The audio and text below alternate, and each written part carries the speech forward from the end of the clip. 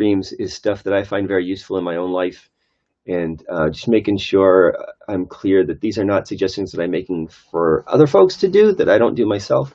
And really, the only reason why I'm sharing them is because I find them so useful in my own life. And so the veracity, the value of these ideas is totally limited to that, and doesn't kind of go beyond that. If you find them useful, that's fantastic. But I just the largest point is that this is stuff that I have found valuable in my own life, and just want to pass it on because it's something that I can do. And a very very central idea in my life is something that's called the absent but implicit, and I learned about it through one of my teachers whose name is Michael White, and it's huge and central in my life, especially right now. And if I could bing the world with a magic wand and have everyone I understand this idea all at once, I would think that would be the coolest thing that ever happened. Mostly because it completely transforms how I perceive lots and lots of things. And it transforms it in a really, really useful way for me. And so an example of the absent but implicit, for example, is something that I'm kind of focused on right now, is why people get engaged in what's called social media, which is a euphemism. It's not social. It's not a social thing. However, you guys know what I'm talking about.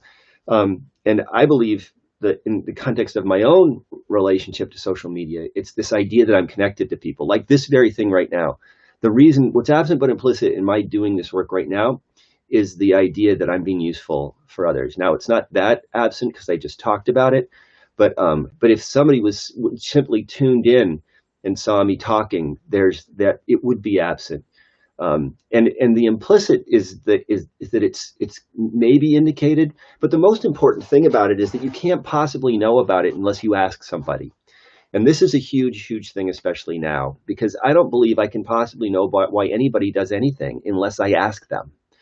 And there's this, we're engaged right now in a culture that's suggests that, especially, so I'm a licensed clinical psychologist. I'm a certified addiction specialist. I'm one of those people who's supposed to be able to kind of look at somebody and say, oh, this is why they're doing that thing. But the thing that I've learned in somewhere around 30 years of doing this work is that that's ridiculous. And if I actually want to understand why somebody's doing what they're doing, the only way I can do that is to ask them.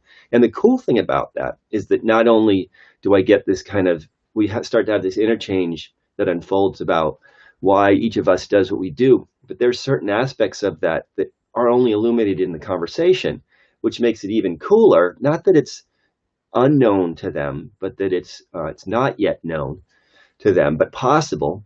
It's sort of a part of kind of what's possible in their life on the peripheries of their understanding. And these are all ideas that came from Michael White. But anyway, it's really cool. And the reason why this is so important is that illumination process is great, but it also undermines this sort of expert knowledge notion that there's somebody out there who is actually in a position of authority to say why people are doing what they're doing and to tell me and explain it to me. Now, the flip side of the downside of that is that we've kind of evolved in a way in this context where we think we need that. And so what I'm suggesting can seem really scary because I'm saying it doesn't actually exist. The good side is that when we're brought back in this position of, oh, this is something that I can find out, then guess what? The expert all of a sudden became you. And the person who can not understand. The reason why I don't like the understand word is because it stops. It's like, oh, that's what that is.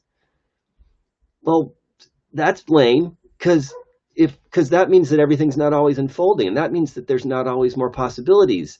That's another kind of mythology in this culture where it's like, if you know what a thing is, like for example, so we can go. This is a ukulele, right? Well, okay, but it never did that before, and once it's done that, it ultimately becomes something different.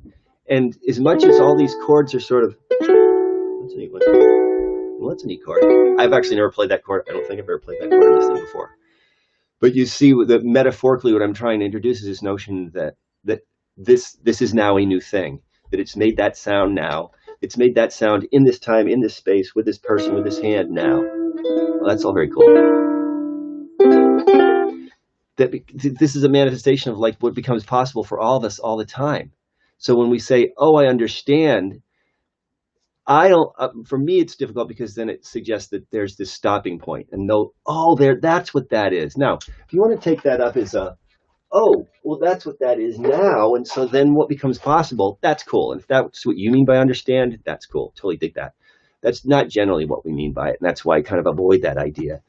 That I don't want to understand why somebody does why somebody does what they do. I want to enter into a conversation about that and how that makes things possible. So that's the upside to these ideas, is that it creates possibilities, that it undermines fixed states, it undermines limitations.